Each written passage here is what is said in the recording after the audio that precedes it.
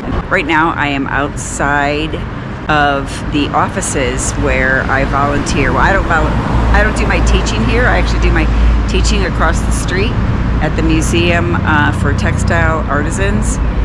But the connection to that teaching position through IVHQ is with Maximo Nivel.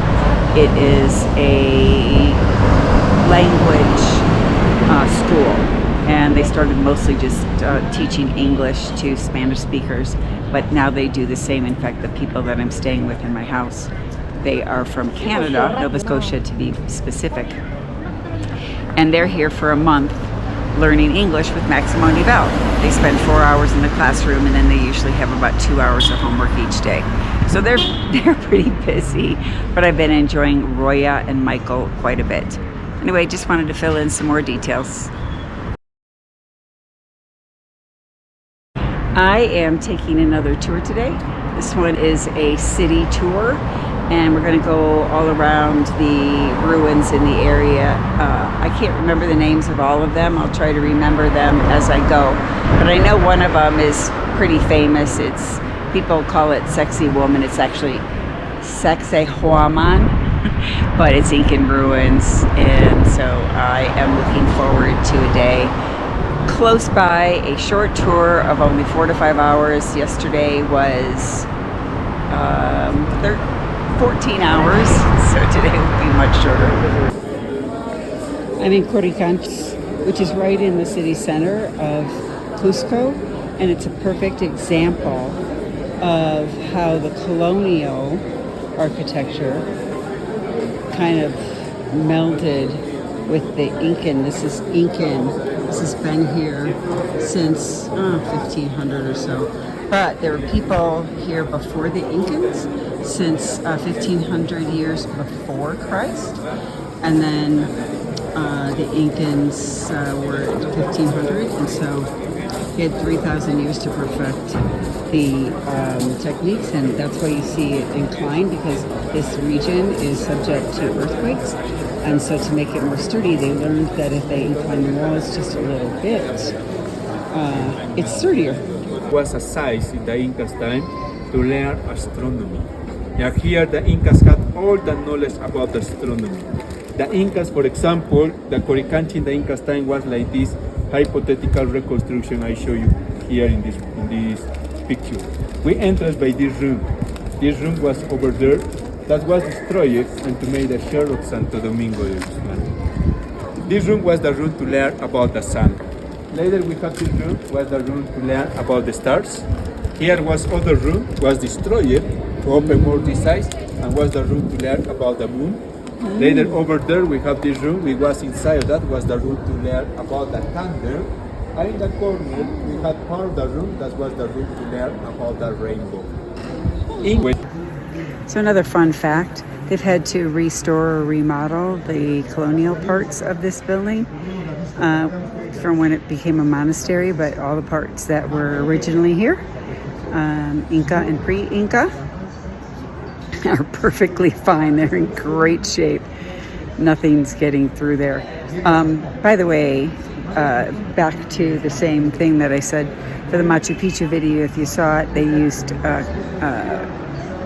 chisels made of brass and stone, and they would chop away to get this stone to sort of crack, and when the cracks were made, they'd pour water in there, and then they'd have a stone, and then to make them fit so beautifully, and I'll show you more pictures of how beautifully the stones all fit together.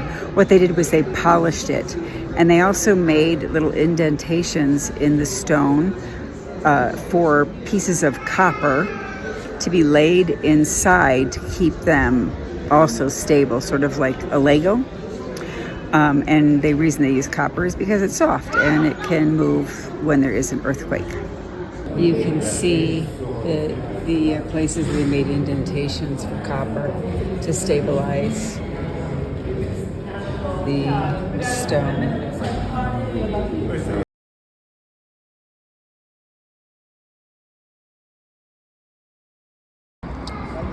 This is the garden for this monastery. And actually, Maximo Nivel and my museum are just, they're just right over here. The museum where I teach the kids is right over here. And then across the street, down a little ways, is where Maximo Nivel is. So I'm familiar with this area by now.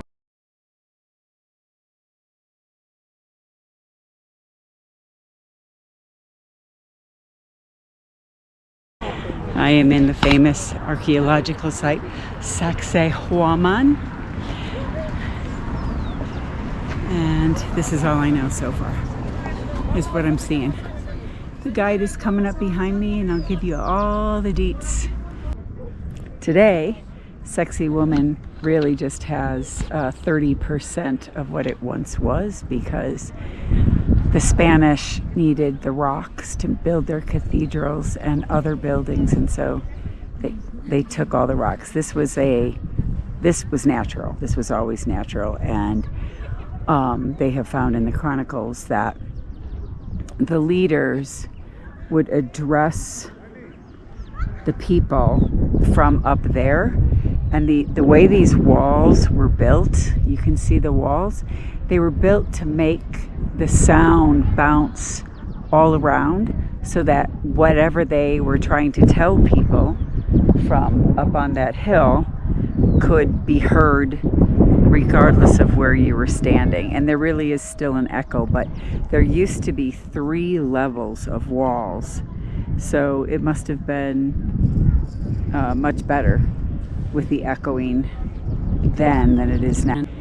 I just have to say, look at the size of these stones. And these guys moved these stones by hand using river rocks, because river rocks, of course, have been smoothed to a more round shape. Look at the size of them. Here. They're much bigger than I am. I don't even know how much that would weigh.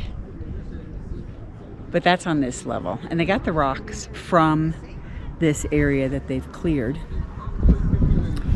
As you go up into the second wall and the third wall, the stones got a little bit smaller because it's a little bit harder to build those. But they had a big ramp, apparently, to help move the rocks up to the other levels.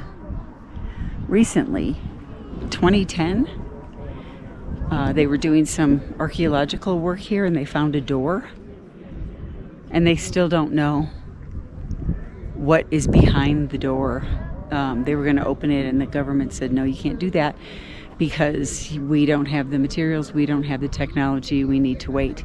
And I have heard this again and again and again in Peru, that they don't have the means to protect their history here. They don't have tools like we have. In fact, I understand that some of the Incan mummies that they found were sent to Yale for study because they don't have the facilities here to do that. So I've heard this quite a few times about how they have to figure out a way. I guess they need people. Any scientists, archaeologists out there want to come to Peru and help discover a lost civilization and what the meaning was? They could use the help. Also, apparently, the Incans aren't completely infallible because they had to use mortar for these stones. Look at those crazy cuts. Oh my God. This wasn't any kind of temple or university or anything, so I guess they decided, it's good enough. I don't know. I'm telling you, these people love their stairs. Good God. More stairs.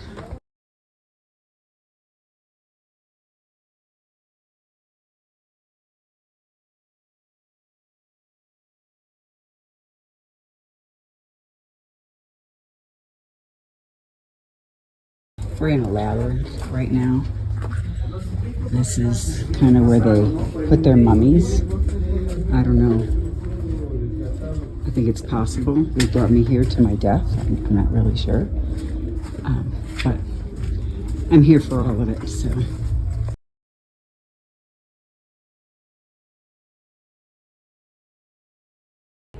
You have to give it to them. They really picked beautiful places to settle, to live. But again, I'll bet you there's a million stairs. They always had to build up, up, up, up.